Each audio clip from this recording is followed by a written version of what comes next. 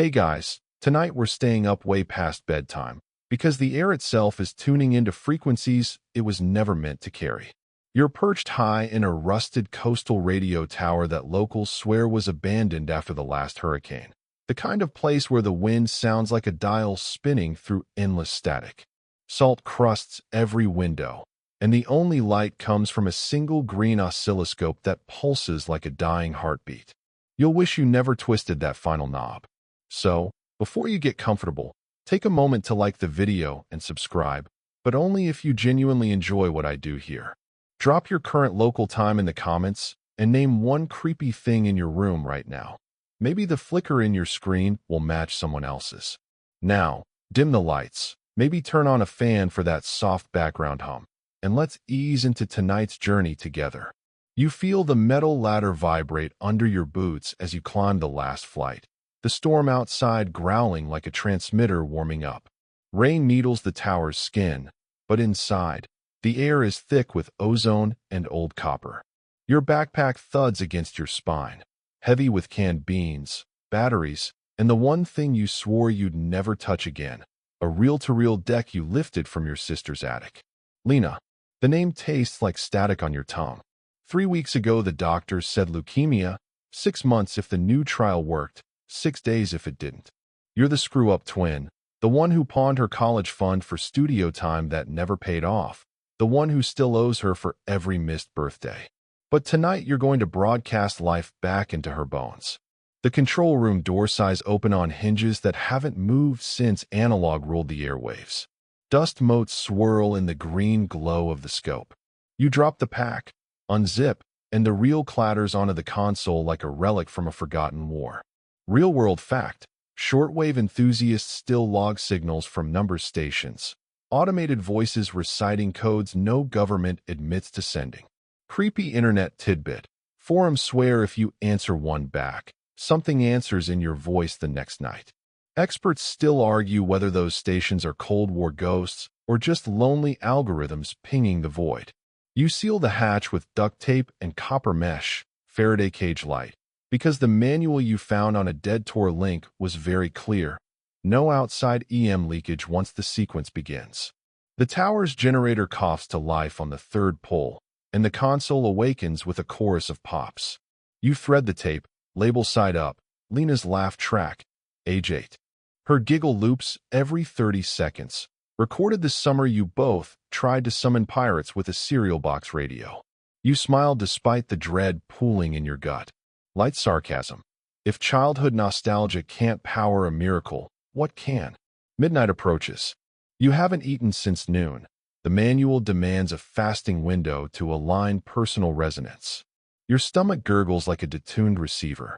You sit cross-legged on the cold floor, headphones clamped over your ears, and begin the first purification dial. The big knob clicks through frequencies, 10 kilohertz steps, each one a breath. Static hisses, then a faint voice. Testing one, new, not yours. You freeze. The voice continues. Do you copy, little thief? The words slither through the foam pads, intimate as a whisper against your eardrum. You rip the cans off. Silence. Just the storm and Lena's recorded giggle looping innocently. You chalk it up to bleed from a distant ham operator. Happens all the time on stormy nights.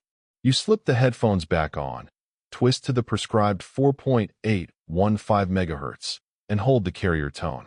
The manual says to visualize Lena healthy, running along the pier, hair wild in the wind, laughing so hard she snorts. You do. The oscilloscope trace thickens, a green sine wave swelling like a heartbeat. Hours bleed away. At some point the giggling tape ends, but the laugh keeps going inside your skull, echoing off bone. You don't remember falling asleep, only waking to sunrise painting the sea rust red through salt-streaked glass. Day 2 of isolation. The generator chugs, but the fridge you hauled up here is already warm, milk curdling, bread sprouting blue fur. You sip water from a dented canteen and tune again at dusk. This time the voices are clearer, layered like a bad mix. A child recites multiplication tables backward. A woman hums a lullaby you almost recognize. You focus harder on Lena, but the images fracture. Her face pixelates. mouth moving soundlessly. The manual warned, distractions are the price of admission. You laugh, a dry bark. Price. Everything has one. Night 2, midnight. You light the first relay candle. Hand dipped in tallow the dark web seller swore came from a volunteer on death row. The wick sputters, throwing shadows that crawl up the walls like spilled ink. You speak the first sequence, phonetics copied from a grainy scan. Qui vadis, umbra vitae. The words taste metallic. The oscilloscope spikes. The carrier tone warbles into something almost human. Then the knocking starts. Not on the door, inside the signal. A rhythmic rap, threading through the static, perfectly synced to your pulse. You lean into the headphones. The knocking circles the sound field. Left ear, right ear, center, then drops into subaudible thuds you feel in your sternum. The candle flames stretch sideways, defying the draft. You hold the tone until the sun bleeds through again, until the knocking fades with the dawn. The manual calls this handshake confirmation. You call it progress. You sleep in snatches, dreaming of Lena on a hospital gurney, for lines glowing like fiber optics. She reaches for you, but the glass between you is the oscilloscope screen, and her hand leaves smears of static. You wake sweating, the tower swaying in high winds. The generator coughs, but keeps running. You check the reel. Lena's laugh is still there, but slower now, warped like a tape left in the sun. You rewind, play, rewind. Each pass the giggle drops a semitone, until it's a guttural chuckle that doesn't sound 8 years old anymore. By the fourth night you're hollow-eyed, cheekbones sharp under the green glow. You've burned through half your water, none of your hope. The voices in the static have names now. Yours, mostly, calling you transmitter, bridge, vessel. You ignore them. You have to. Lena's latest text, sent before you smashed your phone against the console, still burns in your memory. Stop whatever you're doing. I'm not worth it. Too late, sis. You prep the second purification. The manual demands blood. Not much, a thimble mixed with ash from a circuit board fried by lightning. You prick your finger, watch crimson bead on the PCB dust. The mixture hisses when it touches the transmitter's ground plane. You key the mic, speak the next sequence. The knocking returns instantly, louder, layered with Lena's warped laugh. The oscilloscope trace fractures into jagged peaks. Something on the band is singing back in perfect harmony. You don't sleep. You can't. The tower feels alive, metal bones humming with current that isn't yours. Outside, the storm has stalled, clouds frozen in place like a bad render. You catch your reflection in the dark glass, eyes ringed black, mouth moving a half second after your thoughts. The manual's margin note, scrawled in red. Phase 2 complete when the signal knows your name.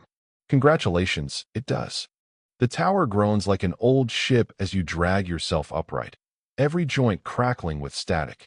Your tongue sticks to the roof of your mouth. The canteen is empty, the last drops tasting of rust and copper.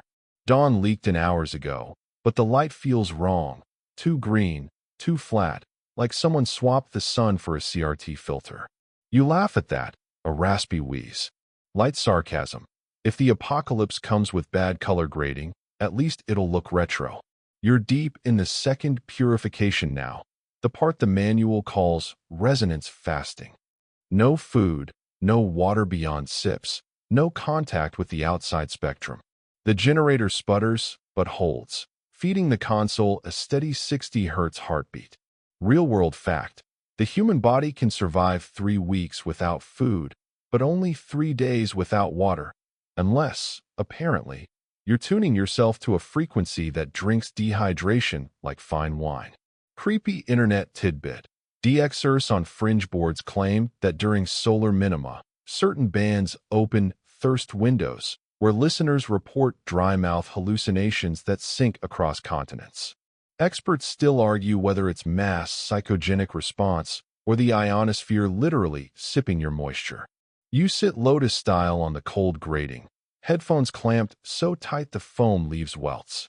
The reel spins, but Lena's laugh is gone, replaced by a low drone that vibrates in your molars.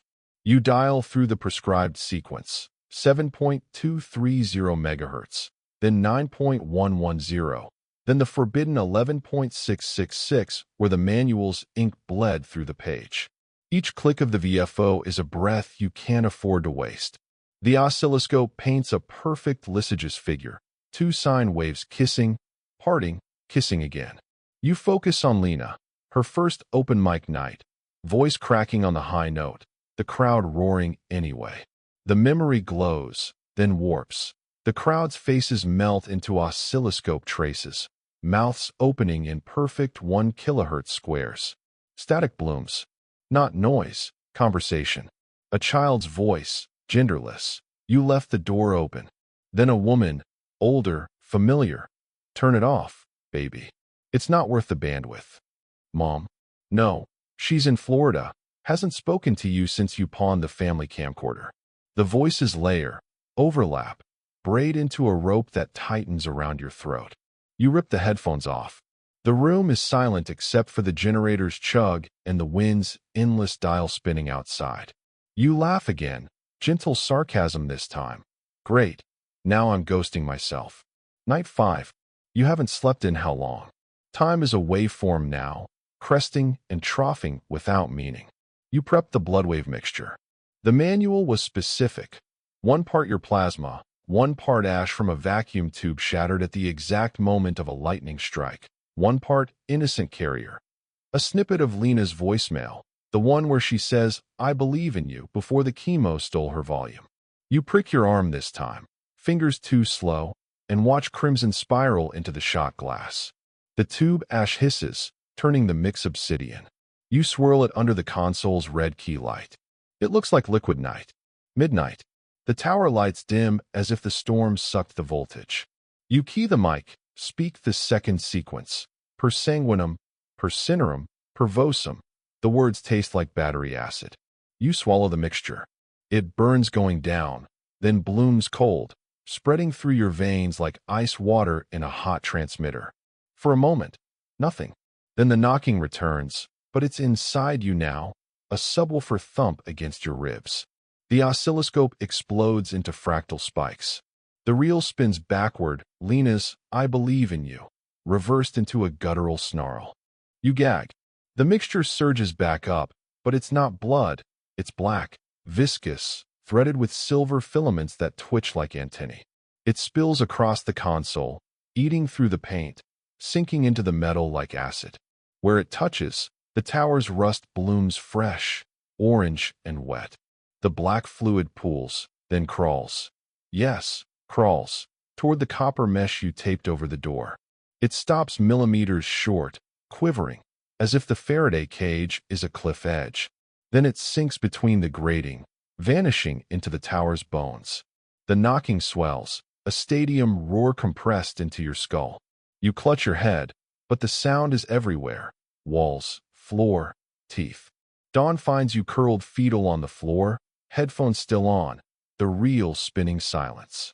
The black fluid is gone, but the console is scarred, circuits exposed like flayed nerves. You crawl to the window. The sea is glass calm, but the horizon is wrong, jagged, pixelated, like a low-res render. A fishing boat drifts past, but the sailors move in stop motion, limbs jerking frame by frame. One turns toward the tower. His face is Lena's, but the eyes are black glass. He raises a hand, slow, deliberate, and mouths your name. The glass between you vibrates with the syllable. You stumble back. The generator coughs, dies. Darkness swallows the room, broken only by the oscilloscope's dying glow. You fumble for the pull start, but your hands shake too hard. In the silence, the knocking resumes, soft now, intimate, like fingernails on the inside of your eardrum. You laugh, a broken sound. ASMR cadence. SHHH, it's just the signal settling in. Sleep? Not tonight. The manual says Phase 2 ends when the transmission samples your resonance. Congratulations, it's got a mouthful. You spend the day in a haze, sipping condensation from the window frames. The tower's decay accelerates. Paint peels in perfect sine waves. The grating rusts into lace. You find a candy wrapper in your pack, suck on it for the sugar memory. The voices return at dusk, clearer now, riding the carrier wave like it's a highway. They know your nicknames, your failures, the exact decibel of your scream when the bank foreclosed on the studio. You tune them out by humming Lena's open mic song, off-key, voice cracking like hers never did. Night 6. You're a ghost in your own skin, ribs stark under the console's red glow. The blood wave worked, sort of. The knocking is constant now, a heartbeat at 432 hertz, the healing frequency the manual promised. You laugh until you cry. Gentle sarcasm. If this is healing, I'd hate to hear terminal. You prep for phase 3, but your hands move on autopilot, muscle memory from a life you barely remember. The tower sways, or maybe that's you. Outside, the storm has frozen mid-flash, lightning suspended like a photograph, clouds rendered in 8-bit gray. You key the mic one last time before collapse. The voices answer in chorus. Welcome home, transmitter. The oscilloscope trace is your heartbeat now, green and steady. You close your eyes. Somewhere in the static, Lena laughs, bright, 8 years old, untouched by chemo or rituals. You cling to the sound like a lifeline, even as the knocking syncs perfectly with your pulse. The tower breathes around you, slow metallic inhalations that rattle every loose panel. You wake on the grating with the taste of pennies in your mouth and the oscilloscope still painting your pulse in sickly green. Day 7, maybe 8. The sun is a flat disk behind the clouds, light arriving in packets like corrupted data. You crawl to the console. The reel is gone, melted into the deck, plastic fused with circuitry. Lena's laugh now a permanent carrier tone soldered into the board. Light sarcasm. Guess the mixtape's gone platinum in hell. Phase 3 demands a phantom receiver, an effigy tuned to the patient's signature. You unpack Lena's relics from the backpack. The hoodie she wore to every chemo session, the cheap plastic microphone from her first open mic, a Polaroid of you both at age 10, grinning gap-toothed in front of a pirate radio van. Real-world fact, radio hams build ghost boxes from old scanners to catch EVP. Most hear only pareidolia, but a few claim the dead learn Morse faster than the living. Creepy internet tidbit. A 2017 4chan thread documented a builder whose box began reciting his browser history, tab by tab, in his mother's voice.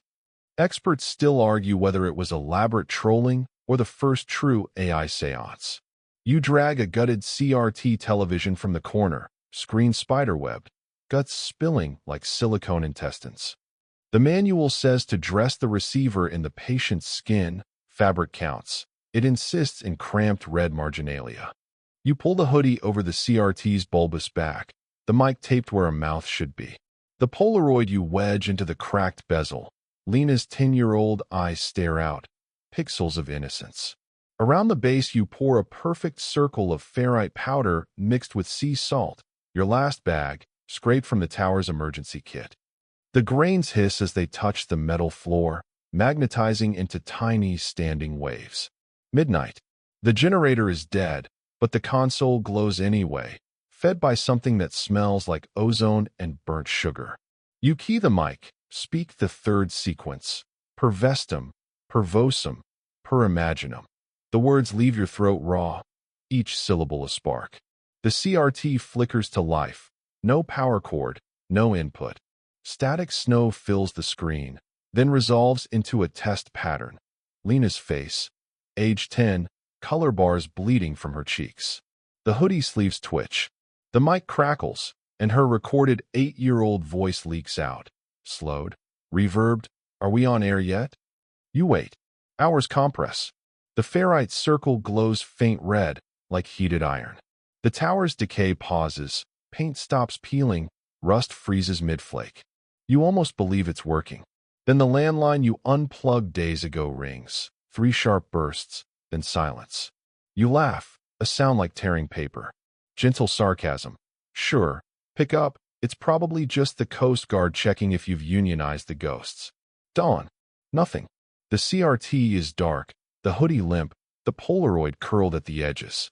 You tear the receiver apart in a haze of hunger and fury. Plastic shards bite your palms. You hurl the mic. It bounces, lands pointing at you like an accusation. You spend the day rebuilding. Cleanse first. The manual hisses from memory. You fast again, though there's nothing left to purge. You stare at the emergency candle until the flame brands Lena's healthy face onto your retinas. Night 8. You reassemble the receiver with shaking precision. Hoodie smoothed, mic centered, Polaroid straightened. The ferrite circle is perfect, each grain aligned by trembling fingertip. Midnight again. You speak the sequence. The CRT flares, Lena's face, but older now, hospital pale, eyes tracking you. The hoodie inflates as if breathed into. The mic sparks, and her voice, current, weak, whispers, "Stop, hurting yourself." Then the fridge in the corner, long dead, hums to life. You smell it before you see it. Milk exploding, meat liquefying, vegetables collapsing into black slurry. Maggots pour from the seams, white rivers racing across the floor. They stop at the ferrite circle, writhing against an invisible wall. The smell is sweet rot, like overripe fruit left in a hot car. You gag, but there's nothing to bring up. The CRT flickers. Lena's image multiplies. 10-year-old, 24-year-old, something in between with no eyes. The hoodie sleeves rise, fingers forming from loose threads. The Polaroid bleeds, real blood, dripping from the glossy surface, pooling inside the ferrite ring. The landline rings again, continuous now, a flatline tone. You ignore it. The manual said decay is the sign. You have your sign. You collapse as the sun rises, the receiver still glowing. Lena's multiplied faces mouthing your name in perfect sync. The maggots have formed a perfect circle outside the ferrite, a living moat. The tower's decay resumes with enthusiasm. Ceiling panels sag, bolts shear. The grating beneath you sags like wet cardboard. You laugh until you cry, tears cutting channels through the grime on your cheeks. ASMR cadence. SHHH. Let the rock compose its own symphony. Phase 3 complete. Only 3 steps left. You can last. For Lena, the tower is eating itself now, and you're the last course. You wake to the sound of water dripping upward, slow silver beads defying gravity, crawling from floor to ceiling like reversed rain. The CRT receiver stands in the middle of the room, hoodie pristine, Lena's Polaroid face smiling the way she did before the needles and the nausea. The ferrite circle has turned glassy, a black mirror reflecting nothing. You try to stand, your knees pop like bad solder joints. Light sarcasm. Congrats, you're officially more corroded than the tower. Phase 4 is fire. The manual calls it cauterizing the bridge. You have 1 match left, wooden, swollen with damp, and a single candle made from the same condemned tallow as before. Real-world fact. Arson investigators know that human fat burns at 250 degrees Celsius with a distinct sweet smell. Coroners call it the candlewick effect. Creepy internet tidbit. A now-deleted subreddit documented a 2023 case where a streamer burned an effigy on live cam and every viewer's device overheated simultaneously. Phones blistering palms, laptops sparking, one smart fridge allegedly catching fire in Ohio. Experts still argue whether it was a coordinated prank or the first documented digital immolation. You drag the receiver to the center, hoodie sleeves fluttering though there's no wind. The CRT screen shows Lena in real time. Hospital bed, oxygen mask, eyes flicking toward a window you can't see.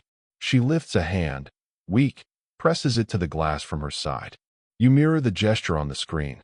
Your palm leaves a bloody print. You don't remember cutting yourself. The match scratches. Once, twice, then flares with a sulfur sigh. You touch it to the hoodie's hem. The fabric ignites like it was soaked in avgas. Flames race upward, blue at the core, green at the edges, throwing shadows that crawl across the walls in perfect Morse. You open the manual to the second incantation, voice raw. Per ignum purificabo, per vocem legabo, per imaginum consumum. Each syllable fans the fire higher. The CRT screen melts inward, glass bubbling. Lena's image warping, smile stretching, eyes boiling. mouth opening in a silent scream that you feel in your teeth. The hoodie burns away in seconds, revealing the television's guts, circuit boards glowing cherry red, capacitors popping like corn. The Polaroid curls, blackens, then flares. Lena's 10-year-old face peels away layer by layer until only the white backing remains, still smiling. The mic melts into a silver puddle that hisses Latin backward. The smell, sweet, sickening, fills the room until you taste it at the back of your throat. Then the landline screams. Not rings, screams, a continuous digital wail that climbs octaves until glass vibrates in the window frames. The tower answers. Every loose panel rattles, bolt shear, the grating beneath you sags another inch. You stagger back as the CRT implodes with a wet crunch, sucking flames inward like a dying star. When the smoke clears, the receiver is gone. Only a scorch ring and a puddle of molten plastic remain, still bubbling with Lena's recorded laugh slowed to a demonic growl. You collapse against the console. The generator is long dead, but the oscilloscope keeps painting your heartbeat. Faster now, arrhythmic. The tower's decay accelerates into fast forward. Paint blisters and flakes in perfect sine waves. Ceiling beams sag like wet spaghetti. The floor tilts 5 degrees starboard. Light bulbs you never turned on explode in sequence. Pop, pop, pop, down the stairwell like dominoes. The bathroom faucet coughs rust, then blood, then nothing. In the cracked mirror you catch your reflection. Face latticed with fresh cuts, eyes ringed black, shirt shredded into ribbons that flutter without wind. The couch, your last soft thing, collapses when you fall onto it, springs stabbing through the cushion like accusation fingers. Dust billows, decades of it, coating your tongue. You laugh, high and brittle. Gentle sarcasm, 5-star accommodation, would not recommend to a friend. The oscilloscope trace flattens for 1 terrifying second, flatline, then spikes again when you gasp. Outside, the sky has turned the color of an old cathode ray tube left on too long, gunmetal gray with phosphor burn. The suspended lightning finally strikes, but it freezes mid-bolt, a jagged white scar across the clouds. The world stutters, frame skip, like a corrupted video feed. You hear furniture you never owned splintering in other rooms. Glass shatters in perfect 440 hertz. The concert that every orchestra tunes to before they vanish. You curl fetal on the tilting floor, clutching the manual's last intact page. The incantation worked. The bridge is cauterized. Lena will live. You just have to survive 2 more steps. The voices in the static have gone quiet, replaced by a single carrier tone, pure, endless, waiting for your final input. Somewhere in the darkness, the molten puddle begins to cool into the shape of a hand reaching toward you. The tower no longer sways. It breathes in slow, deliberate pulses that sync with the carrier tone now living behind your eyes. You rise on hands that feel borrowed, skin paper thin over bones that click like loose Coke's connectors. The scorch ring has hardened into obsidian glass. The plastic hand has finished cooling, fingers curled in a gesture that could be beckoning or waving goodbye. You laugh, a sound like dry leaves in a microphone. Gentle sarcasm. At least someone still got a grip on reality. Phase 5 is the mirror. The manual's final intact page is almost illegible, ink swimming like squid in water, but the instruction is simple. Stare into darkness until the signal stares back. Real-world fact. Scrying with black mirrors dates to John Dee in 1582. Modern parapsychologists use CRT screens powered down to catch residual facial images that linger in phosphor decay. Creepy internet tidbit. A 2024 TikTok trend had teens filming powered-off TVs at 3:33 a.m. Most saw only their own reflection, but one clip, now scrubbed, showed the viewer's face aging in reverse until it was a fetus screaming silently. Experts still argue whether the scream was audio deepfake or the screen remembering birth trauma. You drag the tower's emergency hand mirror from the survival kit, once polished steel, now dulled to charcoal. The CRT is slag, so this will have to do. You prop it against the console, Angle it toward the single red key light that still glows without power. The room is absolute black otherwise. Even the storm has frozen into a photograph outside the window, lightning mid-flash, clouds mid-billow, sea mid-chop. You sit cross-legged, mirror between your knees, and wait for midnight that never arrives because every clock melted hours ago. Time dilates. The carrier tone thickens into a chord. 3 notes. Minor. The same interval Lena used in every sad song she wrote. You feel it in your molars, your spine, the hollow behind your sternum. The mirror stays dark. You lean closer. Your breath fogs the glass. Then the fog crawls backward into your lungs, cold and metallic. ASMR cadence. Inhale the void. Exhale the self. You do. Minutes or centuries later, the mirror ripples. Not reflection, surface tension, like oil on water. Your face appears, but wrong. Eyes black glass, mouth stitched with copper wire, cheeks flickering between every age you've ever been. Behind you, the tower stretches infinitely upward and downward, a fractal antenna broadcasting your heartbeat to nowhere. The plastic hand rises from the floor, places itself on your shoulder. You feel the weight, the heat. It squeezes once. Comfort or warning, impossible to tell. The mirror Lena steps out of the glass. Not walks, steps, as if the surface is a threshold only she can see. She's 8, 24, and something ageless all at once, wearing the melted hoodie like liquid mercury. Her mouth moves. You're late for visiting hours. The voice is layered. Her childhood giggle, her chemo whisper, the reversed snarl from the real. The carrier chord resolves into a single word you feel more than hear. Remember. You try to stand, but the floor tilts 90 degrees. Gravity has tuned to a new frequency. The mirror cracks in a perfect sine wave. From the fissures spills black fluid. Not the blood wave, something older, threaded with silver glyphs that spell your name in languages that hurt to read. It pools around your knees, warm as bathwater, and begins to climb. The plastic hand tightens. The tower groans a final exhalation. You flip to the manual's last page. The warning is legible now, scrawled in what might be your own handwriting. Wish granted equals gate opened. Vanishing page missing. Do not complete step 6. The ink bleeds fresh, dripping upward into the ceiling cracks that widen into sky. Outside, the frozen lightning finally lands, silent, white, carving a perfect circle around the tower. The clouds peel back like film on a reel, revealing not space but static, endless gray snow where stars should be. The mirror Lena kneels, places her mercury hands on your cheeks. Her touch burns cold. Offer it, she whispers, and you understand. Step 6 is your happiest memory, the price to seal the bridge. You see it unbidden. Lena's first open mic, the crowd roaring. You in the back row crying because for once the world loved her louder than it hated you. The memory glows, golden, perfect. The static sky hungers for it. You hesitate. The plastic hand becomes flesh, your own, but older, scarred from studio accidents you haven't had yet. It turns your face toward the mirror. Your reflection smiles with Lena's mouth. Do it, it says in your voice. Save her. The black fluid reaches your waist, tugging gently, insistently. The carrier tone flattens to a single 60 Hz hum, the sound of a heart about to stop. You rip the page from the manual, crumple it, stuff it into your mouth. Paper tastes like copper and childhood. You chew, swallow, choke.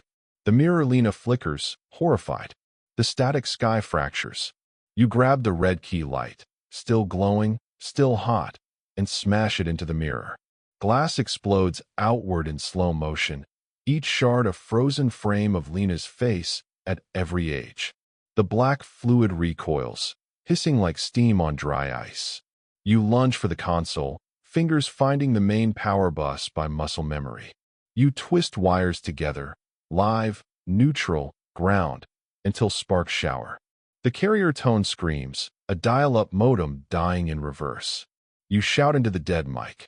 Lena, I'm coming to the hospital. With real books. No more signals. The words tear something loose inside your chest. Relief, terror, love. The tower lurches. The static sky folds in on itself like a bad transition wipe. Sunlight, real, warm, 5,800 K, pours through the cracks. The plastic hand dissolves into rust. The mirror shards evaporate midair. The black fluid sinks between the grating, leaving only the smell of ozone and salt. The oscilloscope trace steadies, then flats to black. You stumble down the ladder on legs that remember how to work. The storm is gone. Gulls wheel overhead, real ones, screaming about fish. Your phone, smashed days ago, lies intact on the ground below, screen lighting up with missed calls. The top one, Lena, 47 minutes ago. You answer with shaking thumbs. Hey sis, can I come by today? Her laugh, weak, but hers, crackles through the speaker. Bring the trashiest thriller you can find. And maybe a burger. Hospital food is a war crime. You hang up, pocket the phone, and start walking. Behind you, the tower stands silent, antenna snapped clean off, pointing at a sky that's just sky again. You don't look back. The road back to the city unspools like a tape rewound at half speed. Every mile marker flickers past your peripheral vision in perfect 60-frame stutter, as though the world is still buffering after the hard reset. Your boots crunch on gravel that wasn't there yesterday.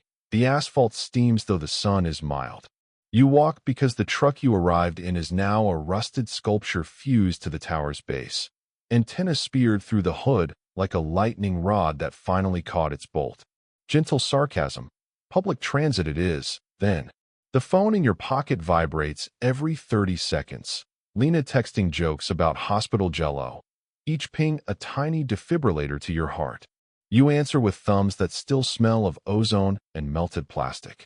You don't tell her about the tower, the mirror, the hand. Some frequencies are better left untuned. Halfway to the bus stop, you pass a convenience store that shouldn't exist. New paint, neon open sign buzzing at 440 hertz. Inside, the clerk's face is a test pattern. Horizontal bars where eyes should be, vertical hold drifting. He bags your water and candy bar without speaking. The receipt prints your childhood address in Lena's 8-year-old handwriting. You leave the change. Some transactions aren't worth the static. The bus is empty except for a single passenger in the back, a child wearing your hoodie, hood up, face in shadow. The driver never looks in the mirror. You sit up front, clutching the paper bag like a life vest. Every stop, the child's reflection in the window ages a year. 8, 12, 16, 24, until the hoodie is too small and the sleeves end in raw wrists. When the bus sighs to a halt outside the hospital, the seat is empty. Only a melted plastic handprint remains on the vinyl, still warm. You climb the stairs to oncology. The fluorescent lights hum the same carrier tone, softer now, almost lullaby. Nurses nod as you pass. None mention the tower, the ritual, the week you vanished. Time, apparently, edited itself for everyone but you. Lena's door is ajar. She's propped up in bed, cheeks flushed with real color, for stand empty for the first time in months. A stack of dog-eared paperbacks teeters on the tray table, exactly the pulp thrillers you promised. She looks up, eyes bright. You're late, transmitter. The nickname lands gentle, no accusation. You laugh until your ribs ache, until the sound is indistinguishable from crying. You hand her the candy bar. She breaks it in half, offers you the larger piece. Chocolate has never tasted so much like forgiveness. Night settles. Visiting hours end, but the nurse pretends not to notice when you pull the chair closer. Lena sleeps, breath steady, monitors silent. You rest your head on the bed rail, exhaustion finally winning. In the dark between heartbeats, the old carrier tone returns. One faint pulse, like a distant station signing off. You open your eyes. The window reflects the room perfectly, except for one detail. Behind your sleeping form stands the child in the hoodie, hood down now, face yours at age 8. It raises a finger to its lips. Shoo. You blink. The reflection is only you, exhausted, alive. The tone fades. You close your eyes again. Somewhere far off, a tower antenna sways in wind that doesn't exist, waiting for the next lonely dial twist. But not tonight. Tonight, the only frequency is Lena's breathing, steady and human, looping like the best kind of tape. You drift. The last thing you feel is her hand finding yours under the blanket, fingers interlaced, warm, real. The static is gone. Sleep comes soft as snow on an untuned set. The world stays saved. But every so often, when you pass a powered-down screen, TV, phone, smart fridge, your reflection lingers half a second too long, smiling with someone else's mouth. You never look directly. Some signals, once acknowledged, never fully sign off. Sweet dreams, listener. Keep the volume low. The pacing slows now, sentences stretching like warm taffy, vowels softening into sighs. You're safe in your chair, fan humming its gentle white noise lullaby, the story folding itself into the dark behind your eyelids. Lena lives. The tower stands empty. The ritual is ash and memory is just another kind of static, faint, persistent, harmless if you don't turn the dial. Let the night carry you. Let the fan blur the edges. Whatever whispered through the veil has gone quiet, curled back into the bandwidth between stations, waiting for someone else's midnight. Not yours. Breathe in, breathe out. The screen goes black. The hum becomes ocean. Sleep tight, if you can.